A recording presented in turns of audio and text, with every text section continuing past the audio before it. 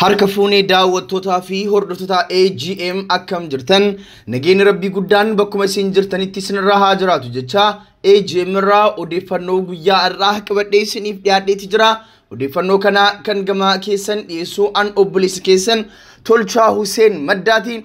Odeeffannoowwan kennaa guyyaa irraa keessatti waraanni bilisummaa Oromoo konkolaataa tokko booji'uun konkolaataan kunis meeshaa guutuu raashin kan qabuu fi kan nyaata qabu kana irratti waraanni bilisummaa Oromoo tuuchee makiinicha yeroodhaaf booji'uun isaa gabaafameeti jira. Ragaa suuraa wajjin gama keessan dhiyeessina. Gama biraatiin immootu waa'ee Jawar Muhammad mana murtii irratti guyyaa irraa odeeffannoo jirutu jira. Jawar Muhammad namoota hedduun irraanfataniiti jiru. Namoota waa'ee isaan irraanfannu waa'ee isaa gurraa isin buufna. Dhumarratti immootu achi buutee Koloneel Gammachuu fa'aa irratti deebiin waajjira abbaa alangaa irraa kennameeti jira. Odeeffannoowwan kanneen wal duraa duuban gama keessan dhiyeessina.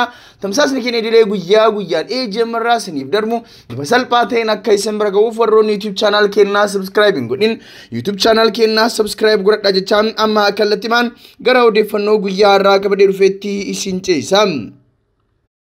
Akkuma suuraa amma isin daawwachiisaa jirru kanarratti argitanitti waraanni bilisummaa Oromoo konkolaataa kana itti imarsuudhaan konkolaataa kana irratti ol yaa'uudhaan konkolaaticha yeroof to'annaa ofii jalaan akka galchetu mul'ata. Waraanni bilisummaa Oromoo kuni konkolaataa kana kan eenyu akka ta'e maaliif akka irratti ol tuucha'e ammaaf gabaasni qulqulluun dhiyaachuu baatuyyuu odeeffannoon hangaammaan dhaqqabee waraanni bilisummaa Oromoo konkolaataa kana itti fayyadamaa jiraachuu isaaniiti. Waraanni bilisummaa Oromoo lafa silaa miilaan deemuu qabu konkolaataadhaan waan isaaf dhiyaatuuf konkolaataa kana yaabbatee ittiin akka imaletu gabaafama. Waraanni bilisummaa Oromoo meeshaalee nyaataa fi gargaarsa garagaraatiif tajaajilan meeshaa isaa konkolaataa kanatti fe'atee bakka bokkatti akka bobbaasetu himama. Deeggaraan waraana bilisummaa Oromoo tokko akka ibsetti waraanni bilisummaa Oromoo qabeenya uummataatti hin bu'u. Haa ta'u garuu qabeenyi uummataa qabeenya isaa waan ta'eef akka qabeenya isaatti itti gargaarama.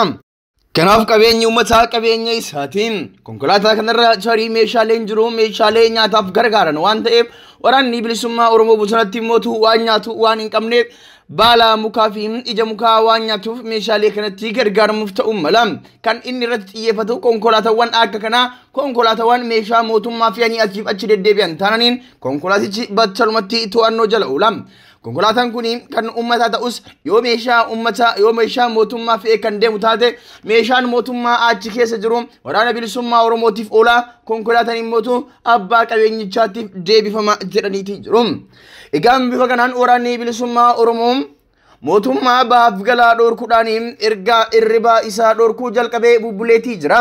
Bakkoota garagaraatti tarkaanfii qabeenya mootummaa fi akkasuma immootu qondaalota mootummaa uummataa irratti fudhataatii jira.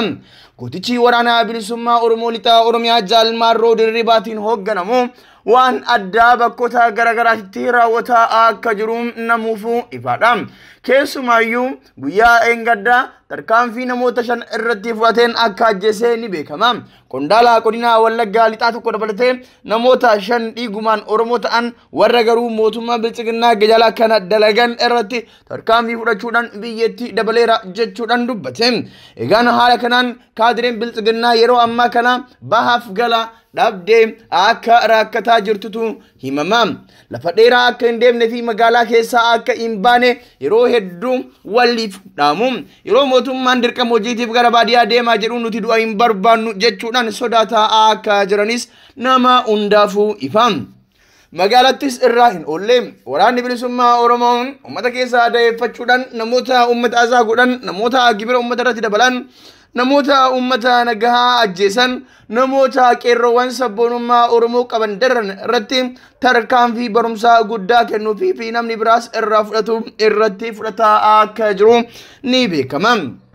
Egaan waraanni bilisummaa Oromoo bifa kanaan mootummatti bu'uumataa ta'uudhaan mootummaan waraana kana shororkeessaadhaan farrajeetii jira. Waraanichi garuu qabsoo isaa mudhiidhatee itti fufeetii jira. Itti bahaa qabsichaa maal akka ta'e immoo yeroo gara yerootti faana buunee gurra isin buufna. Odeeffannoo kennaa gama biraatiin manni murtii dhimma dhaddacha cufaa fi ragaa golgaa duubaarratti abbaa alangaa ragaa akka dhiyeeffatu ajaje. Abbaan alangaa waliigalaa jala murtii manni murtii olaanaa federaalaa Ramaddi Lidataa galmee obbo Jawar Muhammad faa namoota 24 wal qabatee ragaaleen abbaa alangaa dhaddacha banaa irratti yaada geeffataman jedhu murteesse mormuun ture. Mana murtii waliigala federaalaatti oliyyannoo kan dhiyaatedha. Manni murtii waliigala federaalaa dhaddachi oliyyannoo yakka lammaffaas kanaan dura abbaa alangaa fi abukaatuwwan obbo Jawar Muhammad faa kan falmisiisee yommuu ta'u har'a murtee kenneetii jira. Haaluma kanaan manni murtichaa abbaan alangaa ragaaleen koo eenyummaan isaanii dhokfamee dhaddacha cufaa fi golgaa duubaa taa'uun jecha isaanii yaa kennan kan jedhu irratti ragaa akka dhiyeeffatu jechuun murteesse. Kunis abbaan alangaa ragaalee namoota qopheeffatee 164 wal qabatee yaaddoowwan nageenyaa qabu irratti manni murtii olaanaa federaalaa ragaa akka dhiyeessu ajaje. Irraan isin deebi'a. Kunis abbaan alangaa ragaalee namoota qopheeffatee 146 wal qabatee yaaddoowwan nageenyaa qabu irratti manni murtii olaanaa federaalaa ragaa akka dhiyeessu ajaje. Manni murtichaas ragaa abbaan alangaa dhiyeessu akkasumas falmii abbaa alangaa fi himatamtoota abukaatawwan isaanii gidduutti adeemsifamu bu'uureffachuun murtee kenna jechuudha. Haa ta'u malee abukaatawwan obbo Jawar Muhammad faa murtee mana murtii waliigala federaalaatti dhaddacha oliyyannaa yakka lammaffaa kenne kana komataniiti jiru. Abukaatawwan himatamtoota galmee obbo Jawar Muhammad faa namoota 24 keessaa tokko kan ta'an obbo Muhammad Jimaa abbaan alangaa mana murtii gadiittis mana murtii ol iyyannoo dhagaheettis ifaan iyyannoo koo nan fooyyeffadha ragaan deeggaree nan dhiyeeffadha jedhee waan gaafatee hin qabu. Haa ta'u malee manni murtii waliigalaa waan hin dhiyaanneef waan hin gaafatamneef gara mana murtii jalaatti deebi'ee yaa dhiyeeffatu kan jedhu jechuun dubbatan. Silaa sirni falmii madaalawaa ta'uu osoo qabu kana uumuun isaa sirrii miti kan jechuun komii keenya jechuunis himan. Akka seeraatti namni tokko gaafuma duraa iyyannoo dhiyeeffatu iyyannoo isaa ragaa waliin dhiyeessuu akka qabu himu obbo Muhammad. Gaheen mana murtii waan dhiyaate sana madaaluu malee duubatti deebi'anii waan biraa dhiyeeffadhu jedhuun madaalamummaa falmichaa bilisummaa mana murtiis ni balleessaa jedhaniiti jiru.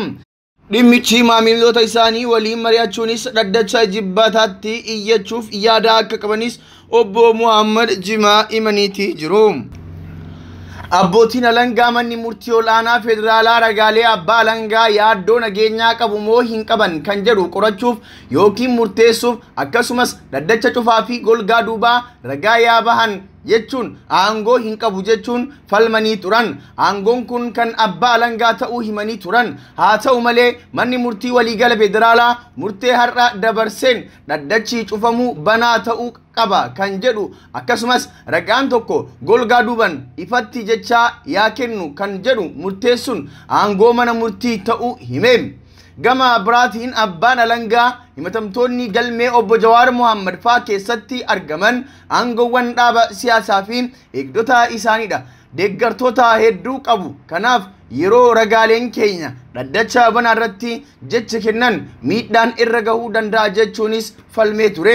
Abukaatowwan himatamtoota immoo ragaalee abbaa alangaa dhaddacha cufaa fi golgaa duubaa ta'uun jecha kennuun mirga heeraa himatamtoota dhimma isaanii dhaddacha banaa keessatti akka ilaalamuuf qaban kan sarbu akka ta'e himuunis ni yaadatama.